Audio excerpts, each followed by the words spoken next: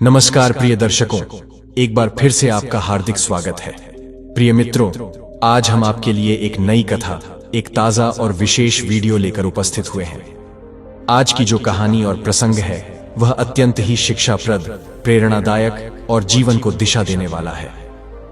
आज की कथा एक साधु और एक राजकुमारी के विवाह से जुड़ी हुई है, जिसमें त्याग, धर्म, आस्था और सत्य का गूढ़ संदेश छिपा है। तो प्रिय श्रोताओं, आपका अधिक समय न लेते हुए हम इस पावन कथा का शुभारंभ करते हैं। लेकिन कथा को आगे बढ़ाने से पहले आपको यह अवगत कराना आवश्यक है कि गरुड़ पुराण में कहा गया है, चाहे वह कथा हो या शिक्षा, यदि उसे अधूरा छोड़ दिया जाए तो वह पाप की श्रेणी में आता है। इसीलिए हम आपसे विनम्र निवेदन करते हैं कि इस वीडियो को अंत तक अवश्य देखें। यदि आप सनातनी हैं और भगवान श्री राम में आपकी गहरी आस्था है तो कृपया इस वीडियो को लाइक करें, हमारे चैनल को सब्सक्राइब करें और कमेंट में जय श्री राम अवश्य लिखें। तो आइए प्रिय मित्रों, अब बिना किसी विलंब के इस दिव्य और प्रेरणादायक कथा का शुभारंभ करते हैं। प्रिय दर्शकों, एक बहुत ही पुराना समय था जब धरती पर धर्म और सच्चाई का बोलबाला था। उसी समय में गंगा नदी के किनारे एक छोटा सा गांव था जिसका नाम था धर्मपुर। गांव का नाम तो धर्मपुर था, पर वहां के ज्यादातर लोग गरीबी और तंगी में ही अपना जीवन बिताते थे। गांव के लोग सीधे साधे थे, खेती किसानी करके या मजदूरी करके अपना पेट पालते थे। इसी गांव में एक गरीब ब्राह्मण रहता था जिसका नाम था धर्मदत्त। धर्मदत्त नाम की तरह ही सीधा और सरल था।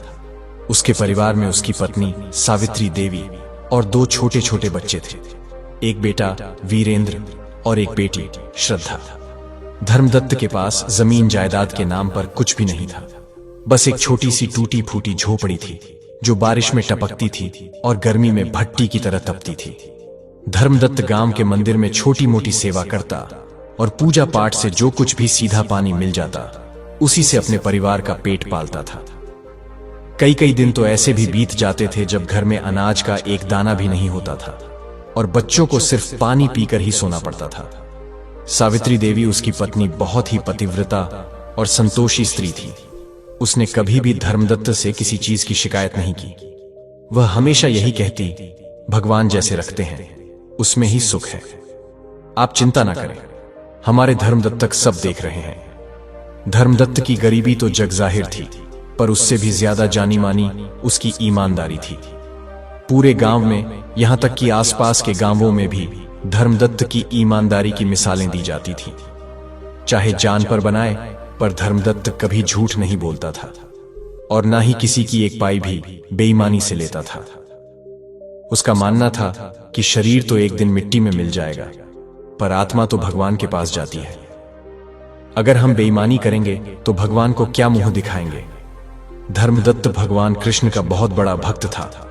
वह उन्हें सिर्फ भगवान नहीं बल्कि अपना सखा, अपना मार्गदर्शक, अपना सब कुछ मानता था।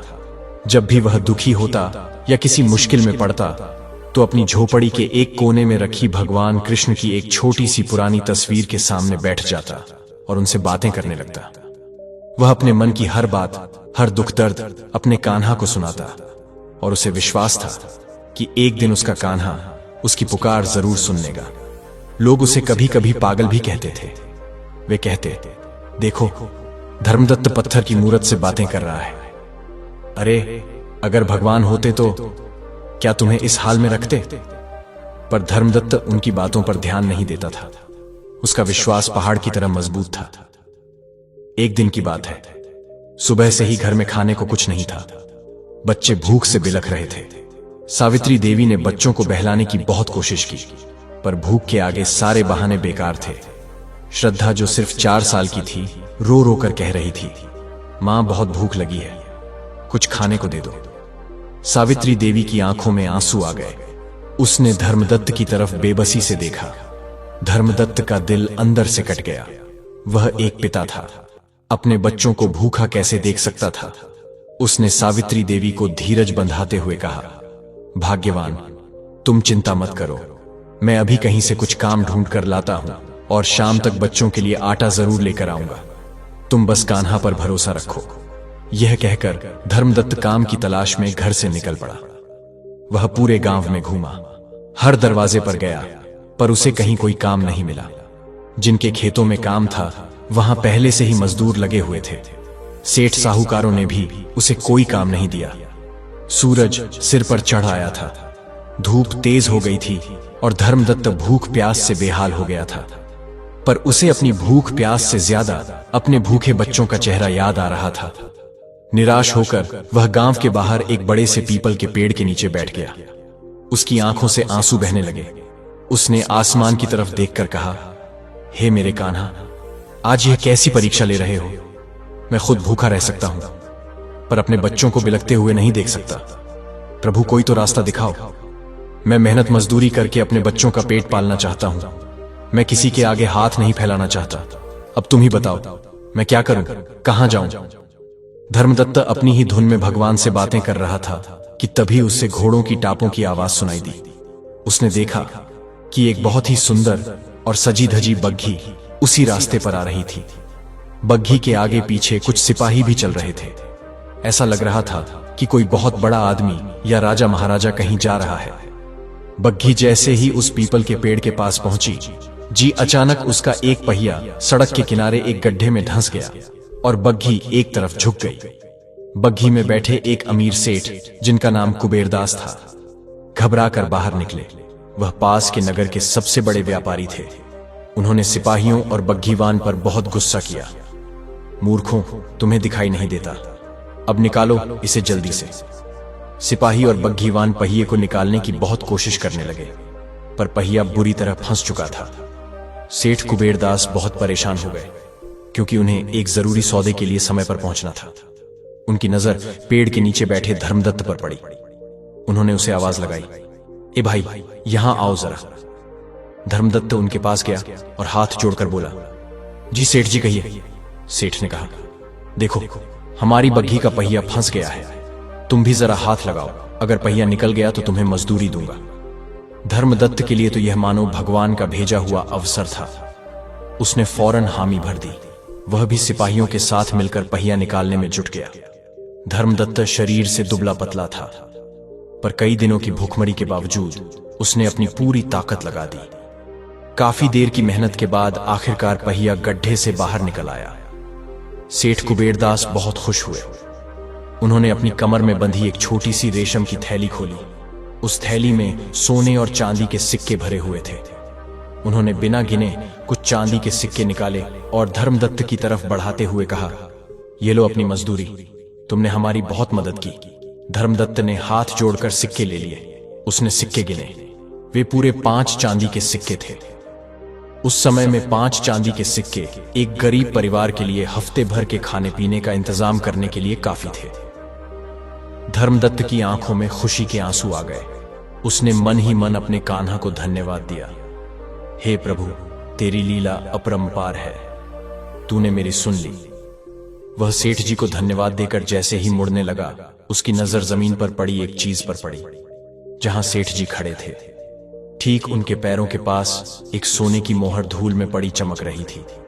शायद जब सेठ जी अपनी थैली से सिक्के निकाल रहे थे, तब वह गिर गई होगी। एक पल के लिए धर्मदत्त के मन में लालच आया। उसने सोचा, अगर यह सोने की मोहर मैं उठा लूं तो किसी को पता नहीं चलेगा। इससे तो मेरे परिवार की कई महीनों की गरीबी दूर हो जाएगी। मेरे बच्चे पेट भर खाना खा सकेंगे। उनके लिए नए कपड़े आ जाएंगे। टूटी हुई छत भी ठीक हो जाएगी। यह ख्याल आते ही उसका दिल जोर जोर से धड़कने लगा। उसने एक नजर सेठ की तरफ देखा, जो अपनी बग्घी में बैठने की तैयारी कर रहे थे। उनका ध्यान बिल्कुल भी जमीन की तरफ नहीं था। फिर धर्मदत्त ने दूसरी नजर अपने हाथ में रखे चांदी के सिक्कों पर डाली। यह उसकी मेहनत की कमाई थी। और फिर उसने उस सोने की मोहर को देखा। वह बेईमानी का धन था। उसके अंदर एक लड़ाई शुरू हो गई। एक मन कह रहा था, उठा ले धर्मदत्त, यह तो भगवान ने ही तेरी गरीबी देखकर तेरे लिए भेजा है।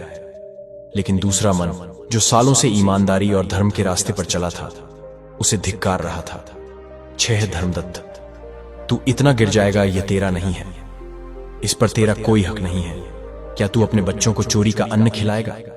क्या यही सिखाया है तेरे कान्हा ने तुझे? ये ख्याल आते ही धर्मदत्त कांप गया।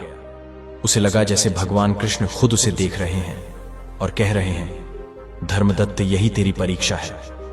उसने फौरन नीचे झुका और उस सोने की मोहर को उठा लिया। धूल से साफ करके वह दौड़ता हुआ सेठ कुबेरदास के पास गया, जो बग्घी में बैठ चुके थे।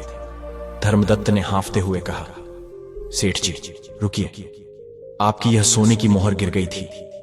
सेठ कुबेरदास ने मुड़कर देखा। धर्मदत्त के हाथ में सोने की मोहर देखकर वह हैरान रह गए।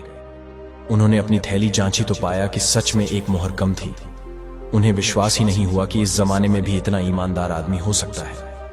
वह चाहते तो चुपचाप मोहर अपनी जेब में रख सकते थे, किसी को कानों कान खबर न होती। सेठ कुबेरदास बग्घी से नीचे उतरे। उन्होंने धर्मदत्त को ऊपर से नीचे तक देखा। फटे पुराने कपड़े, चेहरे पर गरीबी की लकीरें, पर आंखों में एक अजीब सी सच्चाई और चमक थी। सेठ जी का दिल भर आया। उन्होंने धर्मदत्त के कंधे पर हाथ रखते हुए कहा, भाई तुम्हारा नाम क्या है? धर्मदत्त ने सिर झुकाकर कहा, जी मेरा नाम धर्मदत्त है। सेठ ने कहा, धर्मदत्त मैं तुम्हारी ईमानदारी से बहुत खुश हुआ। आज के जमाने में जब लोग दूसरे का गला काटकर भी अमीर बनना चाहते हैं, तब तुम जैसे लोग ही धर्म को जिंदा रखे हुए हैं। मैं तुम्हें इसका इनाम देना चाहता हूं। यह कहकर सेठ कुबेरदास ने अपनी थैली से 10 सोने की मोहरें निकाली और धर्मदत्त के हालटे हाथ में रखते हुए बोले, यह तुम्हारी ईमानदारी का इनाम है, इसे स्वीकार करो, नहीं तो मुझे बहुत दुख होगा। धर्मदत्त ने पहले तो मना किया, नहीं सेठ जी, यह तो मेरा फर्ज था, मैं इनाम का हकदार नहीं हूं। पर सेठ ने जबरदस्ती करते हुए कहा, यह इनाम नहीं धर्मदत्त, यह तुम्हारी सच्चाई का सम्मान है, इसे रख लो और अपने बच्चों के लिए अच्छा अच्छा भोजन लेकर जाना। धर्मदत्त की आंखों से झरझर आंसू बहने लगे। ये खुशी के आंसू थे। उसने कांपते हाथों से सोने की मोहरें ली और सेठ जी के पैर छू ली।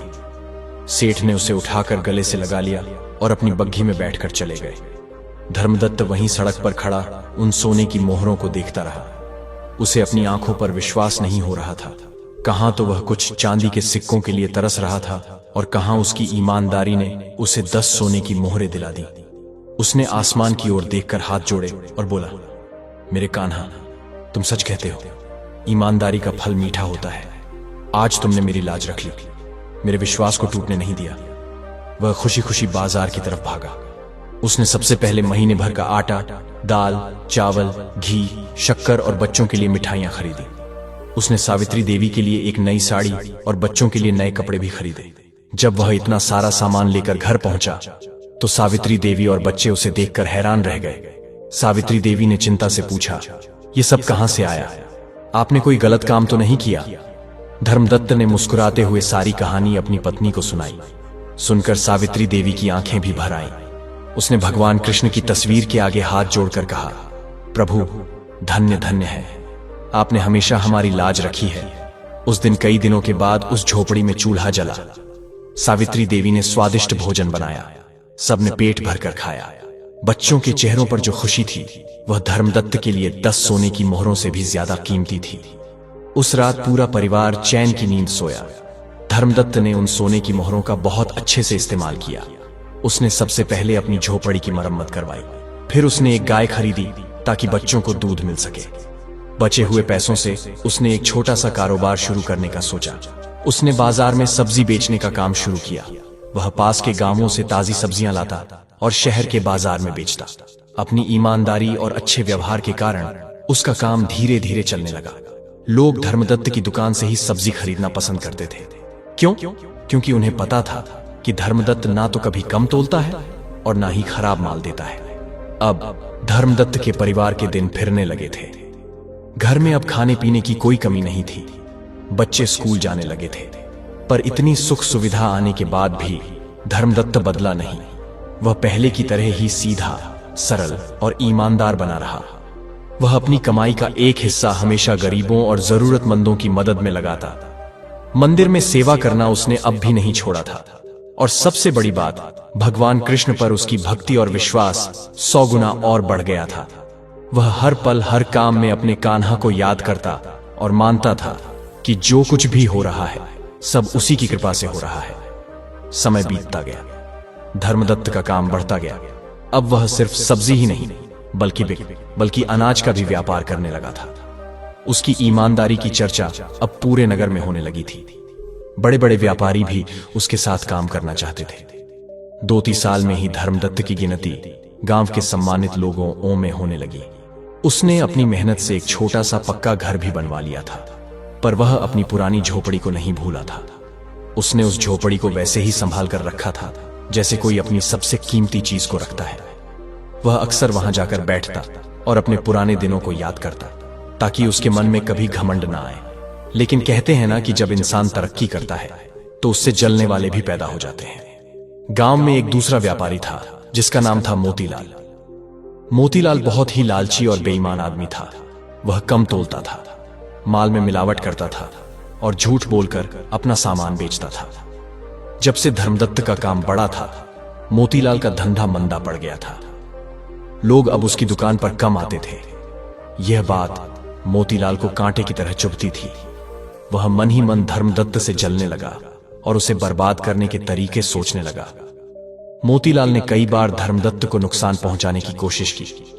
कभी उसकी सब्जियों में रात को कीड़े डलवा दिए तो कभी उसके खिलाफ झूठी अफवाहें फैलाई कि धर्मदत्त बासी माल बेचता है।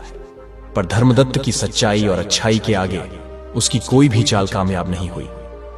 जो लोग धर्मदत्त को जानते थे वे मोतीलाल की बातों पर विश्वास ही नहीं करते थे। एक बार राज्य देतियों भी यम में बहुत भयंकर सूखा पड़ा। बारिश ना होने की वजह से फसलें सूख गई, नदी नाले सूख गए और चारों तरफ हाहाकार मच गया। अनाज का अकाल पड़ गया। जो कुछ भी अनाज बचा था वह व्यापारियों ने अपने गोदामों में भर लिया और उसे बहुत ऊंचे दामों पर बेचने लगे।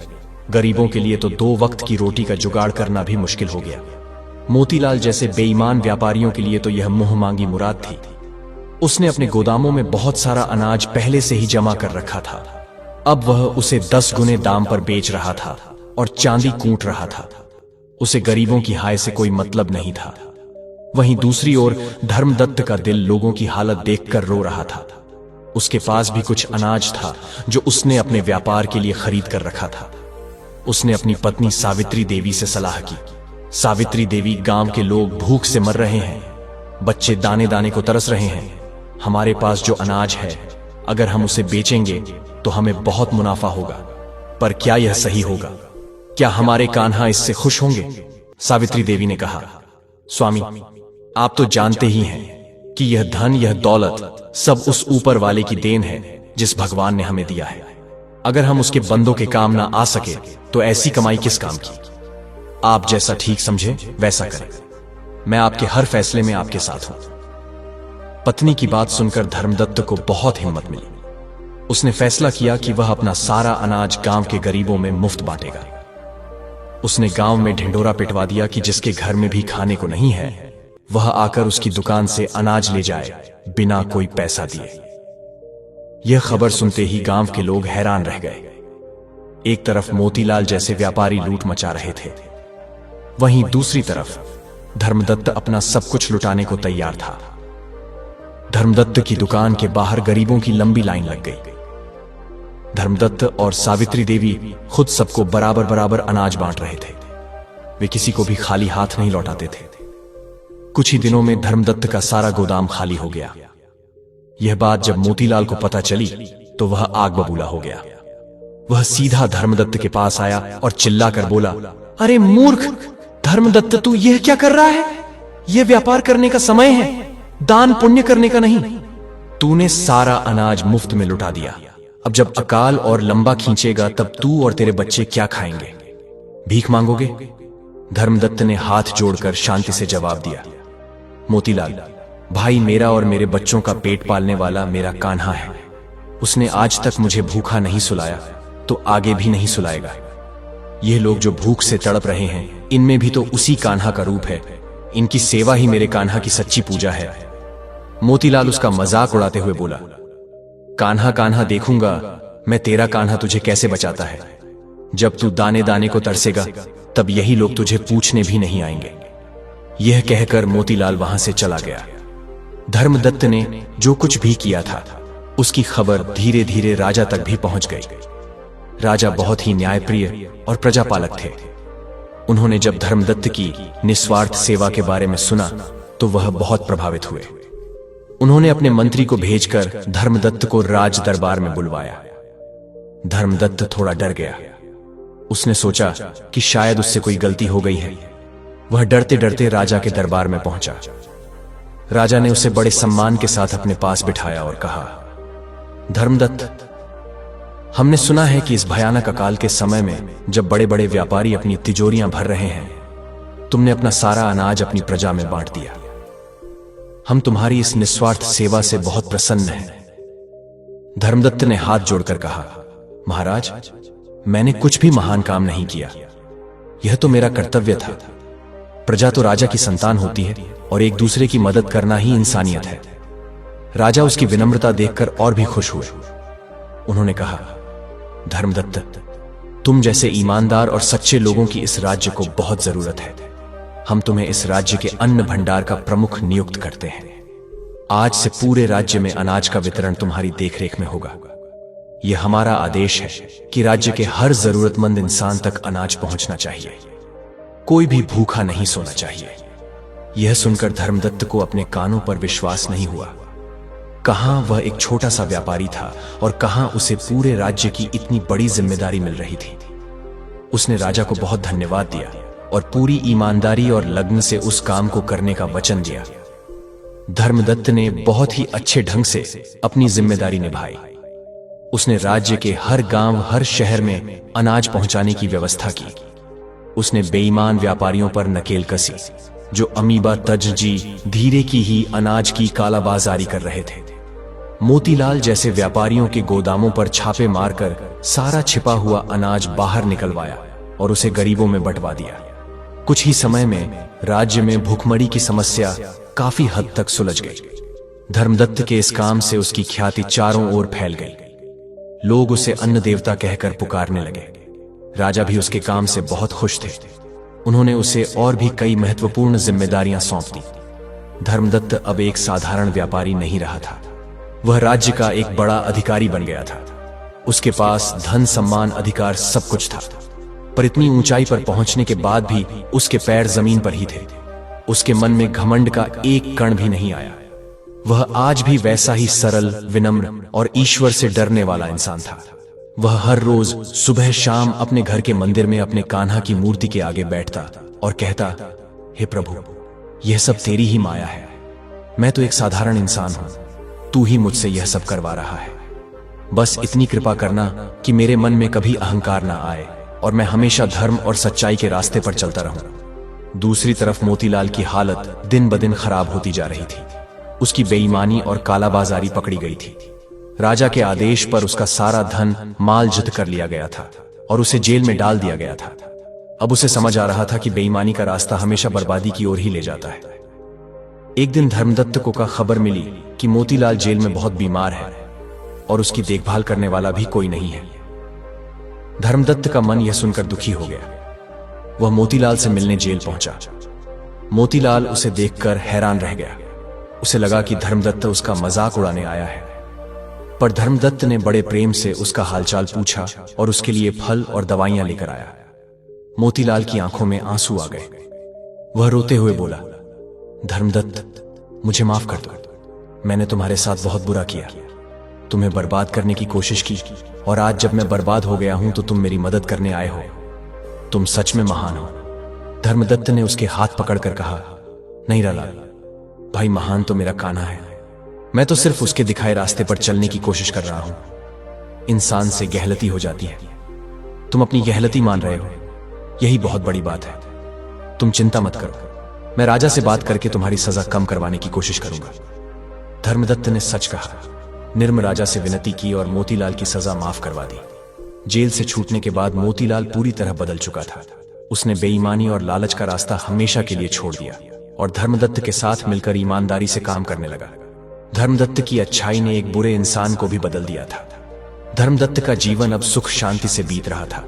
उसके बच्चे बड़े हो गए थे और वे भी अपने पिता की तरह ही नेक और संस्कारी थे। धर्मदत्त ने अपने धन का उपयोग गांव की भलाई के कामों में किया। उसने एक बड़ा सा अन्न क्षेत्र खुलवाया जहां कोई भी भूखा आकर भोजन कर सकता था। उसने बच्चों के लिए एक पाठशाला स्कूल बनवाई और एक अस्पताल भी खुलवाया। पूरा गांव उसे देवता की तरह पूजता था। लेकिन धर्मदत्त के मन में हमेशा एक इच्छा रहती थी।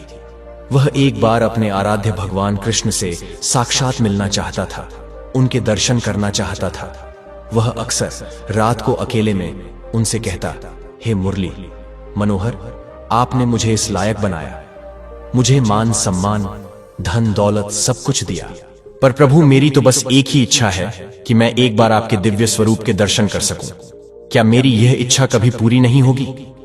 धर्मदत्त की इस सच्ची पुकार को भगवान कृष्ण कैसे अनसुना कर सकते थे?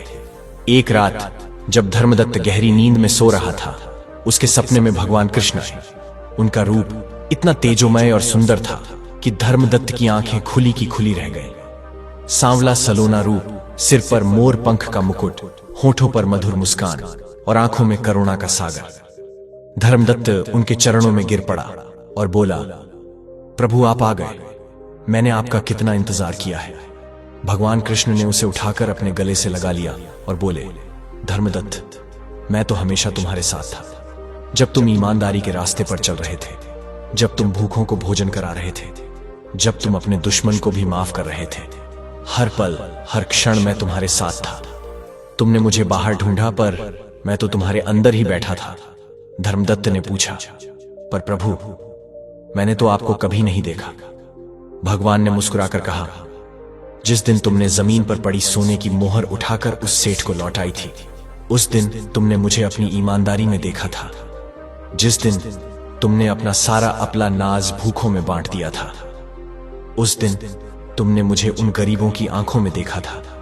जिस दिन तुमने मोतीलाल को माफ किया था, उस दिन तुमने मुझे अपनी क्षमा में देखा था। धर्मदत्त, सच्ची भक्ति मंदिर में पूजा पाठ करने से ही नहीं होती।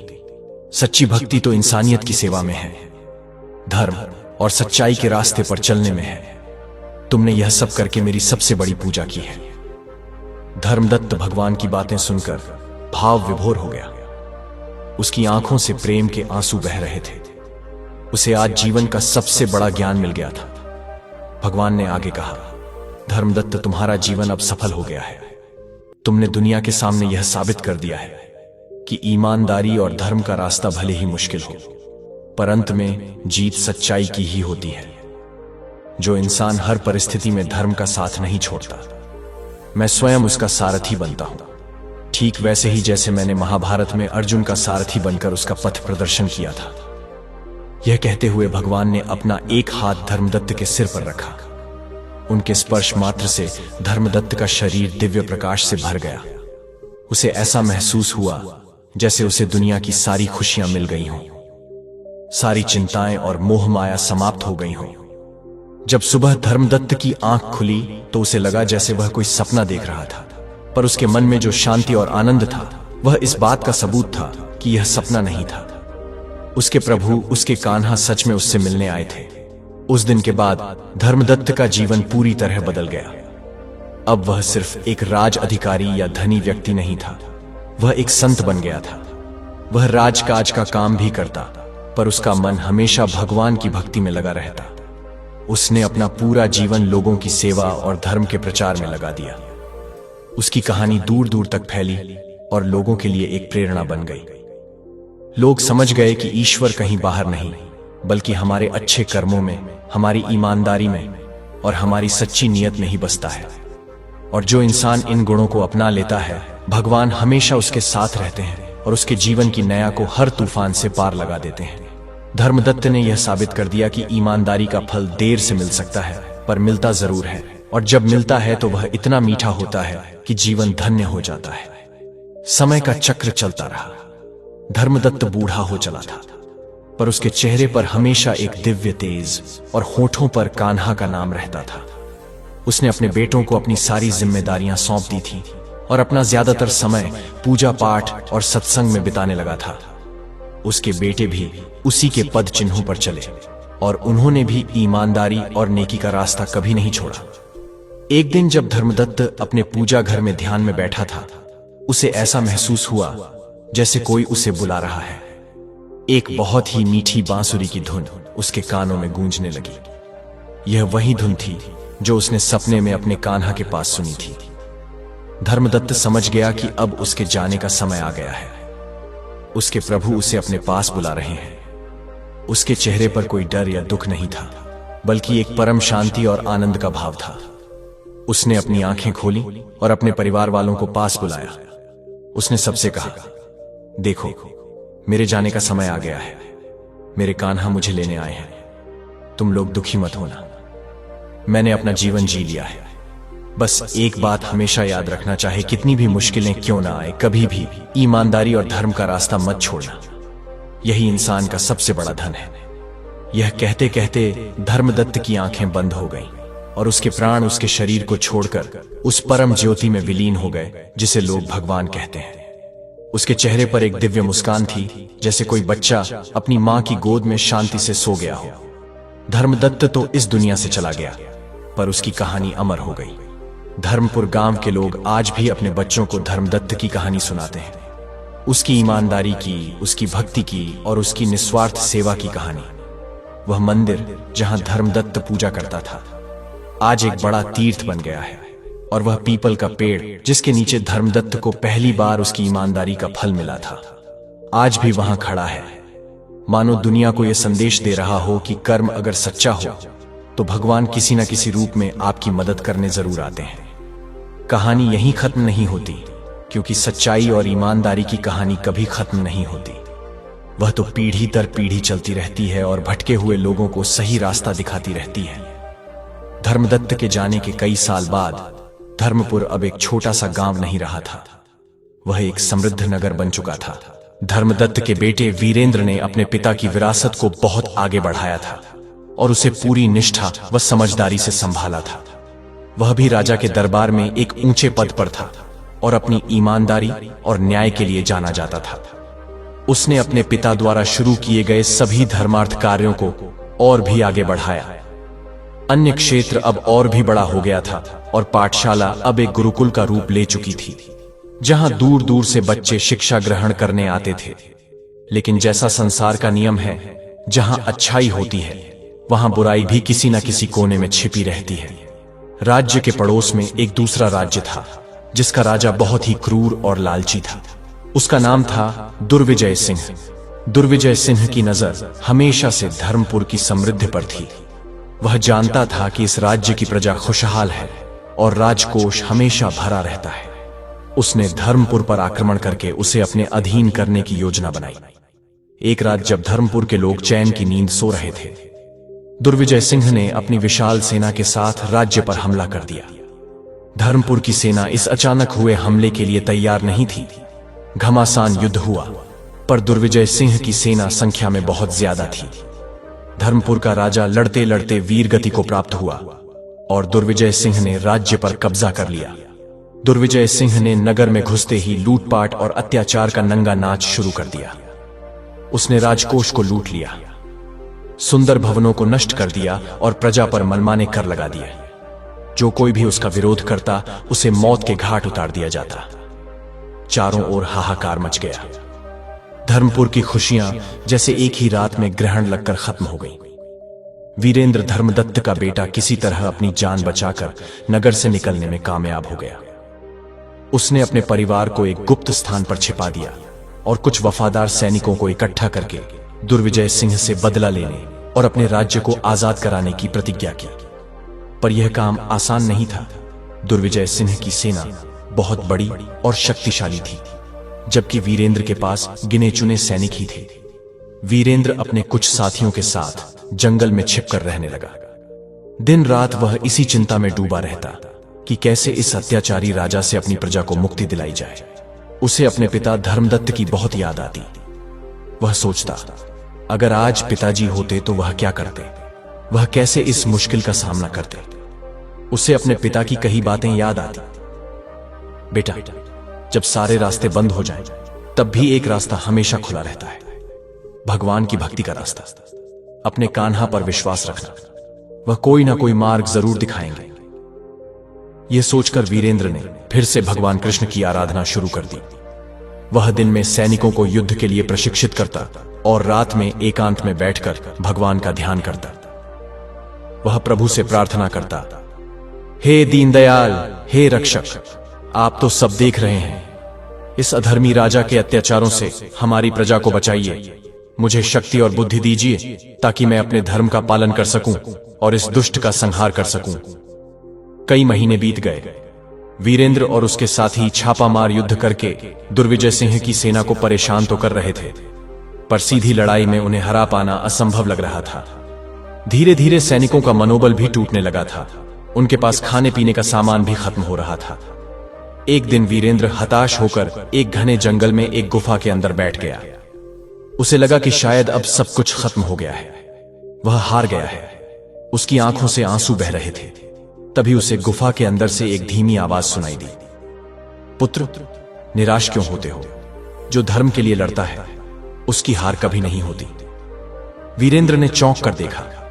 गुफा के अंदरूनी हिस्से में एक वृद्ध साधु बैठे थे, जिनकी सफेद दाढ़ी जमीन को छू रही थी और आंखों में एक अद्भुत तेज था। वीरेंद्र ने उन्हें पहले कभी नहीं देखा था। उसने साधु के चरणों में प्रणाम किया।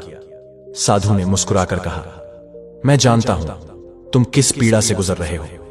तुम्हारा राज्य, तुम्हारी प्रजा सब संकट में है, पर याद रखो, रात चाहे कितनी भी काली क्यों ना हो, सुबह जरूर होती है। वीरेंद्र ने हाथ जोड़कर कहा, महात्मा, आप कौन हैं? आप मेरा मार्गदर्शन कीजिए। मेरे पास न तो बड़ी सेना है और ना ही पर्याप्त हथियार। मैं उस पापी दुर्विजय सिंह का सामना कैसे करूं? साधु ने कहा, युद्ध केवल हथियारों और सेना की संख्या से नहीं जीते जाते पुत्र, युद्ध जीते जाते हैं बुद्धि, युक्ति और धर्म के बल से। दुर्विजय सिंह अधर्मी है और अधर्म का बल खोखला होता है। तुम्हें उसे उसी के जाल में फंसाना होगा। साधु ने वीरेंद्र के कान में एक योजना बताई। योजना सुनकर वीरेंद्र की आंखों में चमक आ गई। उसे लगा जैसे उसे एक नया रास्ता मिल गया हो। उसने साधु को धन्यवाद दिया और वहां से अपने साथियों के पास लौट आया। साधु की योजना के अनुसार वीरेंद्र ने अपने एक दूत को दुर्विजय सिंह के पास एक संदेश लेकर भेजा। संदेश में लिखा था, हे राजा दुर्विजय सिंह, मैं जानता हूं कि मैं आपको युद्ध में नहीं हरा सकता, इसलिए मैं संदेह करना चाहता हूं। मैं आपको हरपुर का राजा स्वीकार करता हूं, बस मेरी एक शर्त है। हमारे नगर के बाहर जो चामुंडा देवी का प्राचीन मंदिर है, वहां एक बहुत बड़ा खजाना छिपा है जो मेरे पूर्वजों ने रखा था। वह खजाना मैं आपको सौंप दूंगा। बदले में आप मेरी प्रजा पर अत्याचार करना बंद कर दें और मुझे मेरे परिवार के साथ सुरक्षित इस राज्य से जाने दें। दुर्विजय सिंह बहुत लालची था। खजाने का नाम सुनते ही उसकी आंखें चमक उठी। उसने सोचा, यह तो बहुत अच्छा सौदा है। बिना किसी लड़ाई के इतना बड़ा खजाना मिल रहा है। उसने तुरंत वीरेंद्र की शर्त मान ली और अगले दिन दोपहर में मंदिर के पास अकेले आने का वादा किया ताकि खजाने का बंटवारा हो सके। उसने सोचा कि जैसे ही वीरेंद्र खजाने का पता बताएगा, वह उसे वहीं मार देगा। दूसरी तरफ वीरेंद्र भी अपनी तैयारी में लग गया। वह चामुंडा देवी का मंदिर एक पहाड़ी पर बना था और वहां पहुंचने का रास्ता बहुत ही संकरा और खतरनाक था। मंदिर के आसपास गहरी खाइयां और घने जंगल थे। वीरेंद्र और उसके साथियों ने रात भर जागकर उस पूरे रास्ते पर जाल बिछा दिए। उन्होंने बड़े बड़े गड्ढे खोदकर उन्हें पत्तों से ढक दिया और संकरे रास्तों पर ऐसे पत्थर लगा दिए कि जरा सा पैर पड़ते ही वे नीचे खाई में गिर जाए। अगले दिन जैसा तय हुआ था, दुर्विजय सिंह अपने कुछ सबसे भरोसेमंद और ताकतवर सैनिकों के साथ मंदिर की ओर बढ़ा। वह खत जाने के लालच में इतना अंधा हो चुका था कि उसने रास्ते के खतरों पर ध्यान ही नहीं दिया। वीरेंद्र उसे मंदिर के अंदर ले जाने के बहाने उन्हीं खतरनाक रास्तों से लेकर गया। जैसे ही दुर्विजय सिंह और उसके सैनिक उस रास्ते पर पहुंचे, वे एक एक करके वीरेंद्र के बिछाए हुए जालों में फंसते चले गए। कोई गड्ढे में गिर गया तो कोई खाई में लुढ़क गया। दुर्विजय सिंह जब तक कुछ समझ पाता, तब तक उसके सारे सैनिक मारे जा चुके थे और वह अकेला रह गया था। अब वीरेंद्र उसके सामने खड़ा था, हाथ में तलवार लिए। दुर्विजय सिंह डर के मारे कांपने लगा। उसने वीरेंद्र से अपने प्राणों की भीख मांगी। वीरेंद्र ने गरज कर कहा, अधर्मी, जब तूने मेरी निर्दोष प्रजा को मारा था, तब तुझे दया नहीं आई। जब तूने हमारे धर्म स्थलों को अपवित्र किया था, तब तेरा धर्म कहां गया था? तेरे जैसे पापी के लिए ए धरती पर कोई जगह नहीं है। यह कहकर वीरेंद्र ने एक ही वार में दुर्विजय सिंह का सिर धड़ से अलग कर दिया। दुर्विजय सिंह के मरते ही उसकी सेना में भगदड़ मच गई। बिना राजा की सेना ज्यादा देर तक टिक नहीं सकी। वीरेंद्र ने अपने बचे हुए सैनिकों के साथ नगर में प्रवेश किया और बचे खुचे दुश्मन सैनिकों को भी मार भगाया। धर्मपुर की प्रजा को जब यह समाचार मिला कि अत्याचारी दुर्विजय सिंह मारा गया है और धर्मदत्त का बेटा वीरेंद्र विजय होकर लौटा है, तो उनकी खुशी का ठिकाना नहीं रहा। पूरे नगर में उत्सव का माहौल बन गया। लोगों ने वीरेंद्र को अपना नया राजा घोषित कर दिया। वीरेंद्र ने राजा बनकर सबसे पहले अपने राज्य में शांति और व्यवस्था स्थापित की। उसने उन सभी लोगों की मदद की जिनका सब कुछ दुर्विजय सिंह के अत्याचारों में लुट गया था। उसने फिर से अपने पिता की तरह ही धर्म और न्याय का राज्य स्थापित किया। जल्द ही धर्मपुर पहले की तरह ही खुशहाल और समृद्ध हो गया। राजगद्दी पर बैठने के बाद वीरेंद्र सबसे पहले उस गुफा में उस रहस्यमयी साधु को धन्यवाद देने गया, जिनकी वजह से उसे यह जीत मिली थी। पर जब वह गुफा में पहुंचा तो वहां कोई नहीं था। उसने आसपास बहुत ढूंढा, पर उन साधु का कहीं पता नहीं चला। वीरेंद्र को बड़ा आश्चर्य हुआ। तभी उसकी नजर गुफा की दीवार पर पड़ी। वहां कोयले से एक चित्र बना हुआ था, भगवान कृष्ण का चित्र, जिनके सिर पर मोर पंख था और होठों पर वही रहस्यमयी मुस्कान। चित्र के नीचे लिखा था, धर्मो रक्षति रक्षितः, अर्थात जो धर्म की रक्षा करता है, धर्म उसकी रक्षा करता है। वीरेंद्र समझ गया, वह कोई साधारण साधु नहीं थे। वह स्वयं उसके पिता के आराध्य, उसके कुल देवता भगवान श्री कृष्ण थे, जो उसकी मदद करने साधु के वेश में आए थे। यह सोचते ही वीरेंद्र की आंखों से भक्ति के आंसू बहने लगे। वह वहीं जमीन पर घुटनों के बल बैठ गया और हाथ जोड़कर बोला, हे प्रभु, मेरे पिता ठीक कहते थे। आप हमेशा अपने भक्तों के साथ रहते हैं। पहले आपने मेरे पिता की ईमानदारी की परीक्षा लेकर उन्हें फल दिया, और आज आपने मेरी भक्ति की परीक्षा लेकर मुझे विजय दिलाई। आप धन्य हैं प्रभु, आपकी लीला अपरंपार है। उस दिन से वीरेंद्र का विश्वास भगवान पर और भी दृढ़ हो गया। उसने अपना पूरा जीवन एक राजा के रूप में प्रजा की सेवा करते हुए और एक भक्त के रूप में भगवान की भक्ति करते हुए बिताया। धर्मदत्त और वीरेंद्र की कहानी पीढ़ी दर पीढ़ी सुनाई जाती रही, जो इस बात का प्रमाण है कि ईमानदारी और धर्म के रास्ते पर चलने वालों की नाव का खेवनहार स्वयं भगवान होता है। वह परीक्षा जरूर लेता है, कभी गरीबी देकर तो कभी संकट में डालकर, पर अंत में वह अपने भक्त को कभी डूबने नहीं देता, बल्कि उसे हर मुश्किल से पार लगाकर विजय का ताज पहनाता है। यही है ईमानदारी का सबसे मीठा और सच्चा फल। वीरेंद्र का राज कई वर्षों तक सुख और शांति से चला। धर्मपुर की धरती सोना उगलती और प्रजा के चेहरों पर हमेशा मुस्कान रहती। समय के साथ वीरेंद्र के घर में भी एक पुत्र ने जन्म लिया, जिसका नाम रखा गया चैतन्य। चैतन्य अपने नाम की ही तरह अपने कुल का एक महत्वपूर्ण हिस्सा था। वह राजमहल में पला बड़ा। उसे देश के सबसे अच्छे गुरुओं ने शिक्षा दी। वह शस्त्र विद्या और शास्त्र ज्ञान दोनों में ही निपुण था। वह बहुत ही बुद्धिमान और न्यायप्रिय था। चैतन्य अपने दादा धर्मदत्त और पिता वीरेंद्र की कहानियां सुनकर बड़ा हुआ था। वह उनका बहुत सम्मान करता था, पर उसके सोचने का ढंग अपने पूर्वजों से थोड़ा अलग था। धर्मदत्त और वीरेंद्र का जहां भगवान पर अटूट और सीधा साधा विश्वास था, वहीं चैतन्य हर चीज को तर्क और विज्ञान की कसौटी पर तौलता था। वह मानता था कि राज्य की उन्नति अच्छे शासन, सही नीतियों और प्रजा की मेहनत से होती है, न कि सिर्फ पूजा पाठ और चमत्कारों के भरोसे बैठने से। वह धर्म को मानता था, पर उसके लिए धर्म का मतलब नैतिक नियम और कर्तव्य पालन था, न कि भगवान से बातें करना या हर घटना को भगवान की लीला समझना। जब वीरेंद्र बूढ़े हो गए तो उन्होंने राजपाट की सारी जिम्मेदारी अपने बेटे चैतन्य को सौंप दी। चैतन्य ने एक बहुत ही कुशल राजा की तरह राज्य को संभाला। उसने खेती के नए तरीके लागू करवाए, व्यापार के लिए नई राहें खोली और न्याय व्यवस्था को और भी मजबूत बनाया। उसके राज्य में धर्मपुर की समृद्धि और भी बढ़ गई। लोग कहते, राजा हो तो चैतन्य जैसा बुद्धिमान और प्रजा का सेवक, सब कुछ बहुत अच्छा चल रहा था। पर शायद ईश्वर को अपने भक्तों की परीक्षा लेना बहुत पसंद है। एक दिन राज्य में एक अजीब और रहस्यमयी बीमारी फैलनी शुरू हो गई। यह बीमारी किसी को मारती नहीं थी, पर इंसान का शरीर अंदर से खोखला कर देती थी। जिसे भी यह बीमारी होती, उसके हाथ पैर कमजोर हो जाते, शरीर में आलस्य भर जाता और काम भी करने की इच्छा ही खत्म हो जाती। लोग दिन भर सुस्त पड़े रहते, जैसे उनके शरीर में जान ही ना हो। शुरू में चैतन्य ने इस पर ज्यादा ध्यान नहीं दिया। उसे लगा कि यह मौसम बदलने के कारण होने वाला कोई मामूली बुखार होगा, पर धीरे धीरे यह बीमारी पूरे राज्य में फैलने लगी। किसान अपने खेतों में काम नहीं कर पा रहे थे, कारीगर अपने औजार नहीं उठा पा रहे थे और सैनिक अपने हथियार चलाने में भी थकने लगे थे। हंसता खेलता मेहनत करने वाला धर्मपुर अब आलसियों का नगर बनता जा रहा था। खेतों में फसलें खड़ी खड़ी सूखने लगीं क्योंकि उन्हें काटने वाला कोई नहीं था। व्यापार ठप्प पड़ गया क्योंकि बाजारों में ना तो कोई बेचने वाला था और ना ही कोई खरीदने वाला। राज्य की अर्थव्यवस्था चरमराने लगी। अब राजा चैतन्य को चिंता हुई। उसने अपने राज्य के और दूसरे राज्यों के भी सबसे प्रसिद्ध वैद्यों और हकीमों को बुलाया। एक बड़ी सभा हुई। सभी वैद्यों ने बीमार लोगों की जांच की, पर कोई भी इस बीमारी का कारण या इलाज नहीं ढूंढ पाया।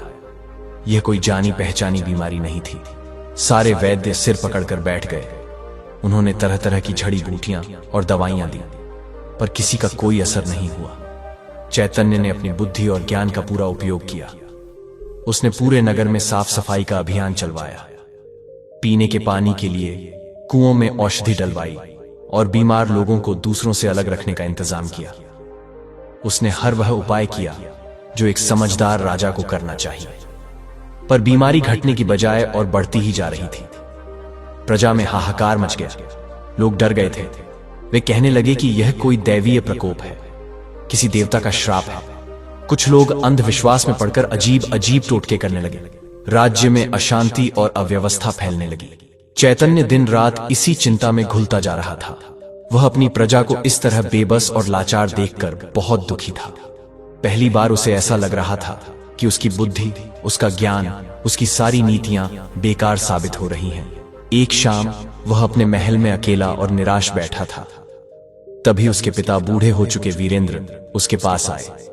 उन्होंने चैतन्य के सिर पर हाथ फेरते हुए कहा, पुत्र, मैं तुम्हारे चेहरे पर चिंता की लकीरें देख रहा हूं।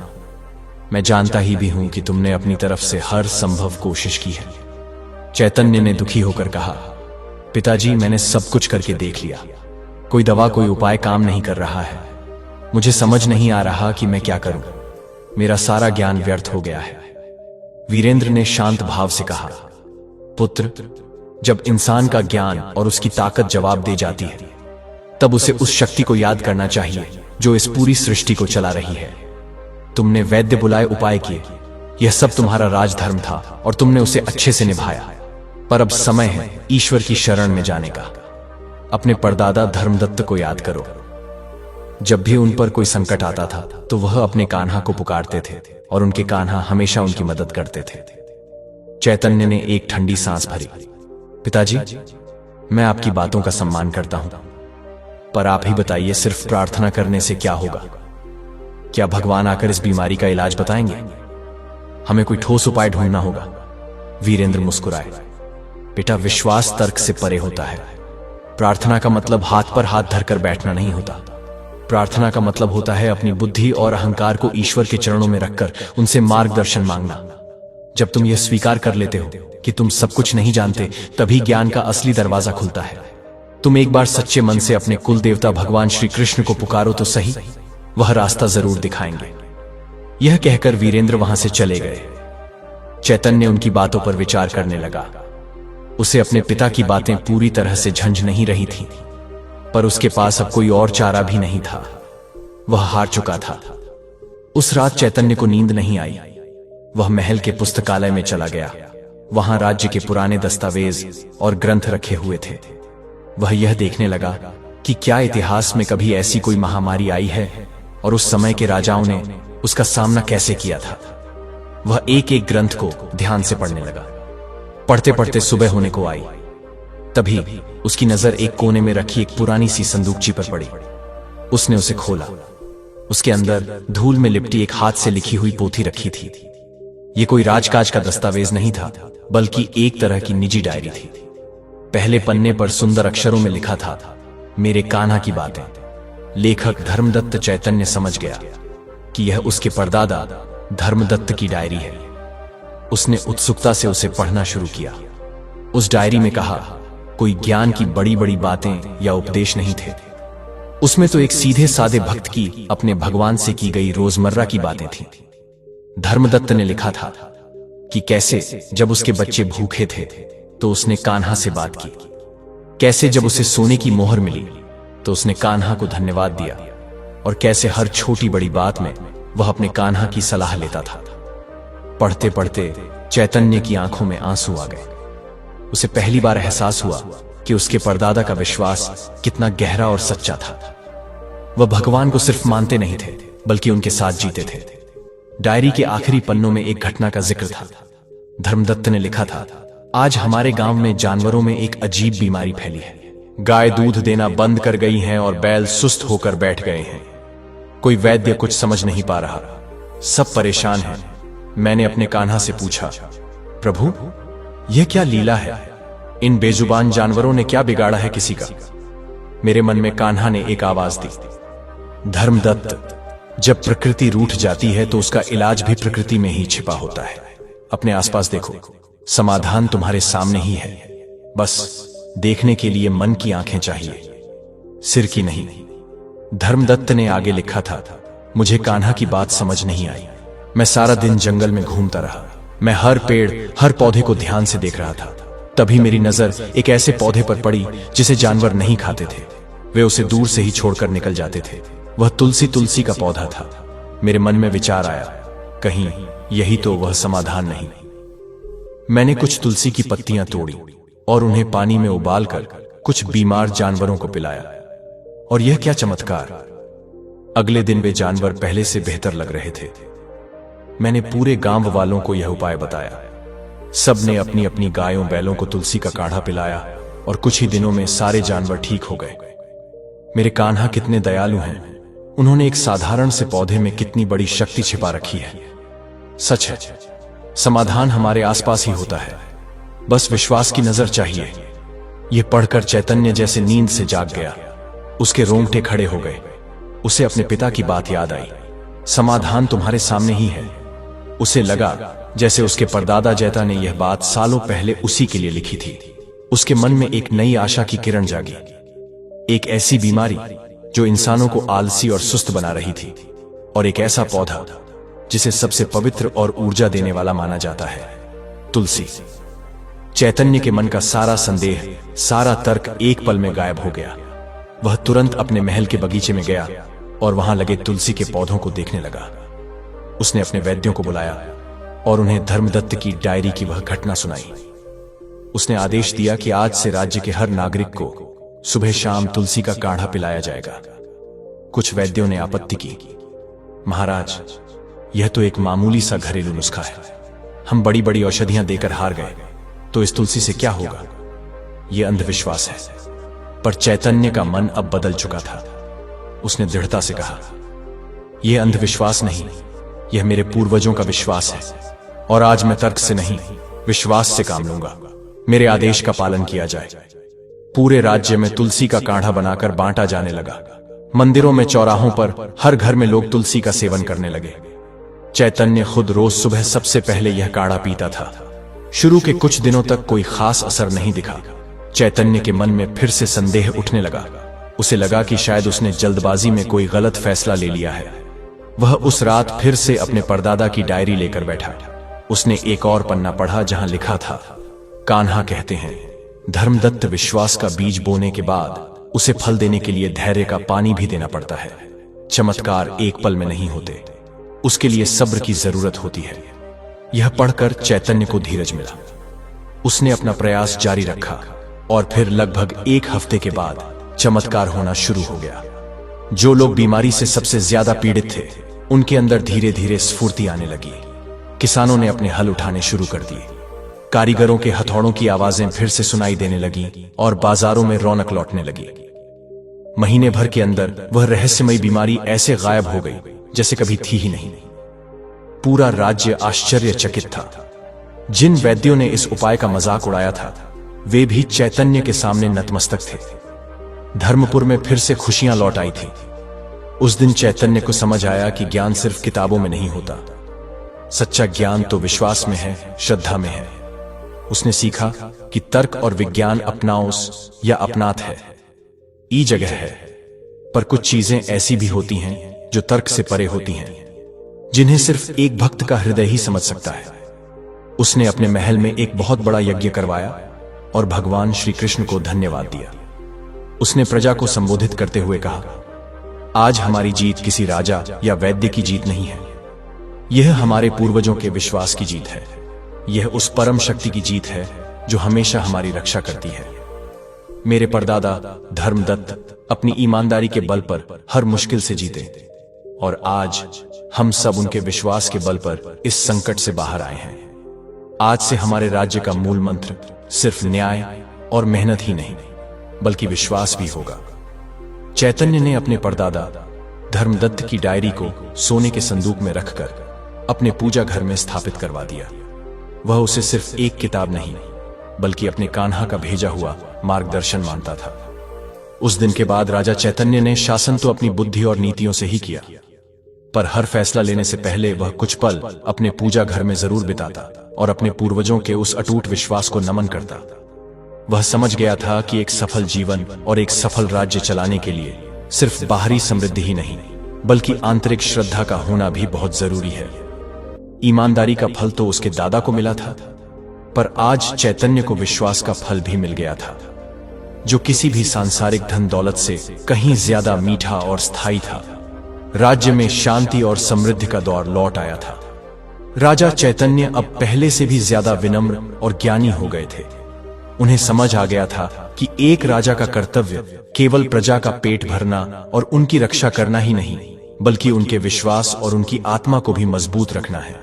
उन्होंने राज्य में कई गुरुकुल और आश्रम खुलवाए, जहां बच्चों को शस्त्र शास्त्र के साथ साथ धर्म और आध्यात्म की शिक्षा भी दी जाती थी। लेकिन नियति की परीक्षाएं अभी समाप्त नहीं हुई थीं। धर्मपुर के पड़ोस में एक बहुत ही शक्तिशाली राज्य था, जिसका नाम था विजयनगर। विजयनगर का राजा सूर्यकेतु बहुत हितवाकांक्षी और अहंकारी था। वह अपनी सैन्य शक्ति के घमंड में चूर रहता था और अपने आसपास के छोटे राज्यों को हड़प कर अपने साम्राज्य का विस्तार करना चाहता था। उसकी नजर काफी समय से धर्मपुर की खुशहाली पर थी। सूर्यकेतु ने धर्मपुर की बीमारी के बारे में भी सुना था और उससे यह भी पता चला था कि कैसे एक साधारण से उपाय से पूरा राज्य फिर से स्वस्थ हो गया। पर उसने इसे चमत्कार नहीं, बल्कि हरपुर की कमजोरी माना। उसने सोचा, जिस राज्य की सेना बीमारियों से लड़खड़ा जाए और जिसका राजा हकीमों की जगह घरेलू नुस्खों पर भरोसा करे, उसे हराना तो बच्चों का खेल है। यह सोचकर उसने एक बड़ी सेना तैयार की और धर्मपुर पर चढ़ाई करने का मन बना लिया। उसने अपना एक दूत राजा चैतन्य के पास भेजा। दूत ने राजसभा में अहंकार के साथ कहा, महाराज सूर्यकेतु, आपको यह संदेश देते हैं कि या तो आप उनकी अधीनता स्वीकार कर लें और हर साल उन्हें कर चुकाएं, या फिर युद्ध के लिए तैयार हो जाएं। पूरी सभा में सन्नाटा छा गया। विजयनगर की सेना की कहानियां सबने सुनी थी। उनकी सेना धर्मपुर की सेना से कम 5 गुना बड़ी थी और उनके पास बहुत ही आधुनिक और घातक हथियार थे। चैतन्य के मंत्री और सेनापति भी चिंता में पड़ गए। उन्होंने चैतन्य को सलाह दी कि युद्ध करना आत्महत्या करने जैसा होगा, इसलिए हमें राजा सूर्यकेतु की शर्तें मान लेनी चाहिए। सेनापति ने कहा, महाराज, हम अभी अभी एक बड़ी विपदा से बाहर निकले हैं। हमारी प्रजा और सेना अभी भी पूरी तरह से मजबूत नहीं हो पाई है। इस समय युद्ध करना मतलब सीधे सीधे विनाश को न्योता देना है। चैतन्य ने सबकी बातें शांति से सुनी। उसके मन में भी एक पल के लिए भय आया। वह जानता था कि यह लड़ाई जीतना लगभग असंभव है, पर फिर उसे अपने परदादा धर्मदत्त की याद आई, जिन्होंने मुश्किल से मुश्किल समय में भी ईमानदारी और धर्म का साथ नहीं छोड़ा था। उसे अपने पिता वीरेंद्र की याद आई, जिन्होंने कुछ गिने चुने सैनिकों के साथ अत्याचारी दुर्विजय सिंह को हराया था। चैतन्य अपने सिंहासन से उठा और दृढ़ आवाज में बोला, हम धर्मपुर के वासी हैं। हमने अपने पूर्वजों से सीखा है कि सिर कटा सकते हैं, पर सिर झुका नहीं सकते। किसी अधर्मी और अहंकारी राजा की गुलामी करना हमारे धर्म के विरुद्ध है। हम लड़ेंगे, परिणाम चाहे जो भी हो। हम अपनी स्वतंत्रता और अपने सम्मान के लिए अपनी आखिरी सांस तक लड़ेंगे। फिर वह उस दूत की ओर मुड़ा और कहा, जाकर अपने राजा से कह दो कि धर्मपुर की प्रजा शांति प्रिय है, पर कायर नहीं। हम तुम्हारी चुनौती स्वीकार करते हैं। युद्ध भूमि में ही फैसला होगा। उगा तज्जता आदि कि कौन किसकी अधीनता स्वीकार करेगा। दूत अपमानित होकर वहां से चला गया। राज्यसभा में खलबली मच गई। कई मंत्रियों ने चैतन्य को समझाने की कोशिश की कि यह फैसला भावुकता में लिया गया है और इसका परिणाम भयंकर होगा, पर चैतन्य अपने निर्णय पर अडिग था। सभा समाप्त करके वह सीधा अपने पूजा घर में गया। उसने अपने परदादा की डायरी निकाली और भगवान कृष्ण की मूर्ति के सामने बैठकर प्रार्थना करने लगा। हे गोविंद, हे माधव, आज मेरे कुल का सम्मान, मेरे राज्य की प्रजा का जीवन दांव पर लगा है। मैं जानता हूं कि मेरी शक्ति और मेरी सेना दुश्मन के सामने कुछ भी नहीं है, पर मुझे आपके न्याय पर पूरा भरोसा है। मेरे परदादा ने ईमानदारी का रास्ता चुना। मेरे पिता ने धर्म की रक्षा के लिए शस्त्र उठाए। प्राण के मैं अपने राज्य के सम्मान के लिए युद्ध करने जा रहा हूं। मैं यह युद्ध अपनी ताकत के भरोसे नहीं, बल्कि आपके भरोसे लड़ने जा रहा हूं। जैसे आपने महाभारत में पांडवों का साथ दिया था, वैसे ही आज मेरा मार्गदर्शन कीजिए। मुझे शक्ति दीजिए कि मैं अपने धर्म का पालन कर सकूं। वह काफी देर तक वहीं बैठा रहा। उसका मन अब बिल्कुल शांत था। डर की जगह अब उसके मन में एक अजीब सी निर्भीकता और शांति ने ले ली थी। उसे ऐसा महसूस हो रहा था जैसे कोई अदृश्य शक्ति उसके साथ है और कह रही है, चिंता मत करो, मैं तुम्हारे साथ हूं। चैतन्य ने युद्ध की तैयारियां शुरू कर दी। उसने अपनी पूरी प्रजा को संबोधित किया और कहा, यह युद्ध सिर्फ सेना का नहीं है, यह धर्मपुर के हर एक नागरिक का युद्ध है। यह हमारे सम्मान और हमारी आने वाली पीढ़ियों के भविष्य का युद्ध है। उसकी बातों से प्रजा में एक नया जोश भर गया। किसान, कारीगर, व्यापारी सब अपनी अपनी तरह से सेना की मदद करने के लिए आगे आ गए। स्त्रियां सैनिकों के लिए भोजन बनाने और घायलों की सेवा करने के लिए तैयार हो गई। पूरा धर्मपुर एक होकर इस संकट का सामना करने के लिए खड़ा हो गया। युद्ध का दिन आ गया। धर्मपुर के बाहर एक बड़े से मैदान में दोनों सेनाएं आमने सामने खड़ी थीं। एक तरफ थी सूर्यकेतु की विशाल अहंकार में डूबी सेना और दूसरी तरफ थी चैतन्य की छोटी सी सेना, जिसकी आंखों में अपने देश के लिए मर मिटने का जज्बा था। सूर्यकेतु अपने ऊंचे हाथी पर बैठा हुआ चैतन्य की छोटी सी सेना को देखकर हंस रहा था। उसने अपने सेनापति से कहा, देखो, ये चींटियों की फौज हाथियों से लड़ने आई है। आज इन्हें ऐसा सबक सिखाओ कि भविष्य में कोई छोटा राजा हम जैसों से आंख मिलाने की हिम्मत न कर सके। युद्ध का बिगुल बजा। सूर्यकेतु की सेना एक तूफान की तरह धर्मपुर के सैनिकों पर टूट पड़ी। पहली ही झड़प में धर्मपुर के कई सैनिक मारे गए। ऐसा लग रहा था कि लड़ाई कुछ ही घंटों में खत्म हो जाएगी। राजा चैतन्य खुद अग्रिम पंक्ति में रहकर लड़ रहा था। वह अपनी जान की परवाह किए बिना दुश्मनों को काट रहा था और अपने सैनिकों का हौसला बढ़ा रहा था। पर वह देख रहा था कि उसकी सेना दुश्मन की विशाल संख्या के आगे टिक नहीं पा रही है। उसके सैनिक बहादुरी से लड़ रहे थे, पर एक एक करके गिरते जा रहे थे। तभी यह बलकर रेत बहा था कि सब कुछ खत्म होने वाला है। एक अविश्वसनीय घटना घटी। अचानक मौसम बदलने लगा। आसमान में घने काले बादल छा गए। तेज हवाएं चलने लगीं और बिजली कड़कने लगी। देखते ही देखते इतनी जोर की धूल भरी आंधी चली कि दिन में ही रात जैसा अंधेरा हो गया। इस आंधी का सबसे ज्यादा असर सूर्यकेतु की सेना पर पड़ा, क्योंकि वे खुले मैदान के बीचों बीच थे। धूल उनकी आंखों में घुस गई। उन्हें कुछ भी दिखाई देना बंद हो गया। उनकी अपनी ही सेना में भगदड़ मच गई। सैनिक एक दूसरे से टकराने और गिरने लगे। हाथी, घोड़े बिदक कर अपनी ही सेना को कुचलने लगे। वहीं दूसरी ओर धर्मपुर के सैनिक, क्योंकि मैदान के किनारे और पेड़ों की आड़ में थे, उन पर आंधी का असर कम हुआ। राजा चैतन्य को तुरंत समझ आ गया कि यह कोई साधारण आंधी नहीं है, यह दैवीय सहायता है। उसने इस अवसर का फायदा उठाने का निश्चय किया। उसने अपने सैनिकों को आदेश दिया, इस मौका है, दुश्मन अंधा हो चुका है, टूट पड़ो इन अधर्मियों पर। हर हर महादेव।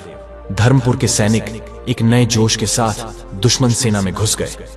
वे आसानी से उन सैनिकों को मार रहे थे जो आंधी के कारण कुछ देख नहीं पा रहे थे और हड़बड़ी में इधर उधर भाग रहे थे। सूर्यकेतु अपने हाथी से नीचे गिर गया था और धूल में कुछ टटोलने की कोशिश कर रहा था। तभी चैतन्य वहां पहुंचा और उसे ललकारा, सूर्यकेतु, कहां गया तेरा घमंड? तू अपा सैन्य शक्ति पर बहुत अहंकार करता था, पर देख, प्रकृति की शक्ति के आगे तेरी ताकत कितनी तुच्छ है। दोनों के बीच भयंकर युद्ध हुआ और अंत में चैतन्य ने सूर्यकेतु को परास्त कर उसे बंदी बना लिया। जैसे ही सूर्यकेतु बंदी हुआ, वह रहस्यमयी आंधी भी उतनी ही तेजी से शांत हो गई जितनी तेजी से आई थी। आसमान फिर से साफ हो गया। जब सूर्यकेतु की सेना ने देखा कि उनका राजा बंदी हो चुका है, तो उन्होंने हथियार डाल दिए और आत्मसमर्पण कर दिया। एक असंभव लगने वाली लड़ाई धर्मपुर जीत चुका था। यह किसी चमत्कार से कम नहीं था। चैतन्य के सैनिकों को अपनी आंखों पर विश्वास नहीं हो रहा था। वे सब जमीन पर घुटने टेक कर उस अदृश्य शक्ति को धन्यवाद दे रहे थे जिसने उनकी रक्षा की थी। राजा चैतन्य ने बंदी सूर्यकेतु के साथ बुरा व्यवहार नहीं किया। उसने उसे सम्मान के साथ अपने दरबार में पेश किया। सूर्यकेतु का सिर शर्म से झुका हुआ था। चैतन्य ने उससे कहा, राजा सूर्यकेतु, मैं चाहता तो तुम्हें मृत्युदंड दे सकता था, पर हमारा धर्म हमें क्षमा करना सिखाता है। मैं तुम्हें जीवन दान देता हूं, पर इस शर्त पर कि तुम आज से कभी किसी निर्दोष राज्य पर आक्रमण नहीं करोगे और अपनी प्रजा पर अहंकार और शक्ति से नहीं बल्कि प्रेम और न्याय से राज्य करोगे। सूर्यकेतु चैतन्य की इस महानता को देखकर पानी पानी हो गया।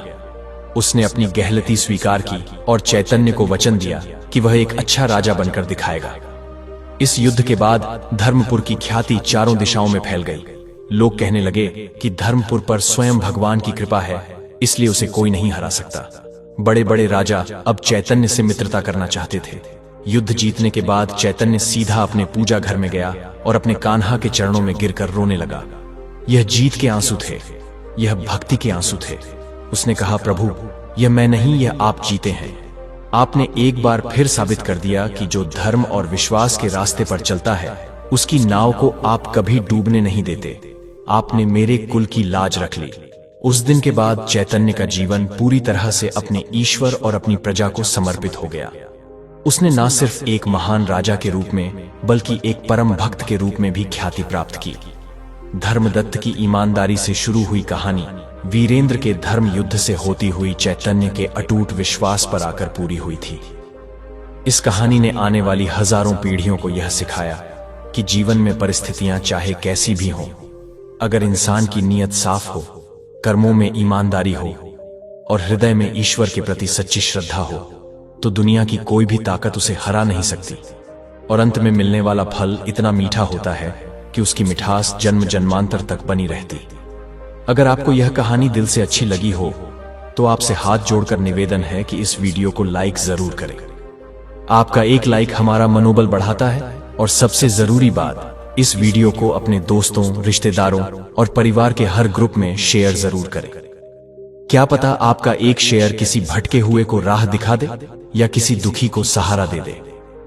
अच्छे विचारों को फैलाना भी एक बहुत बड़ा पुण्य का काम है।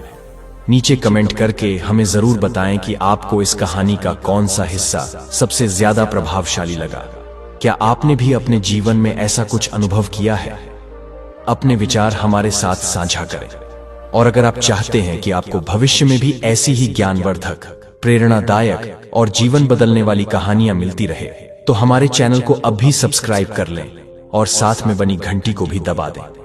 हम आपके लिए लाते रहेंगे धर्म, कर्म और जीवन के रहस्यों से जुड़ी ऐसी ही अद्भुत गाथाएं। जुड़े रहिए हमारे साथ सत्य और ज्ञान की इस यात्रा में। आप सभी का जीवन मंगलमय हो। धन्यवाद। जय श्री कृष्ण।